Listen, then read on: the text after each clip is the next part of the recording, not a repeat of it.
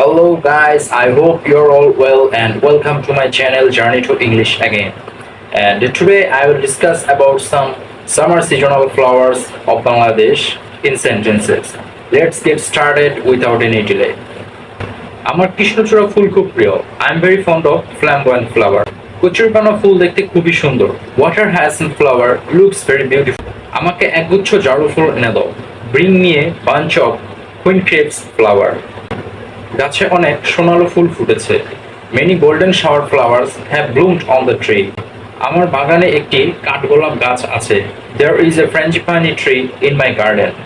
রাস্তার পাশে অনেক কনকচূড়া ফুল ফুটেছে। Many yellow flame flowers are blooming along the roadside. লাল সোনার ফুল দেখতে খুব সুন্দর। Burmese pink cassia flowers are very beautiful to look at. নদীর ধারে একটি অলকানন্দ ফুল গাছ আছে। There is a golden trumpet tree by the river. নীল অপরাজিতা ফুল আমার খুব পছন্দ। I really like the blue velvet flower. আমার নয়নতারা ফুলের সুবাস খুবই ভালো লাগে। I really like the fragrance of the Madagascar periwinkle flower.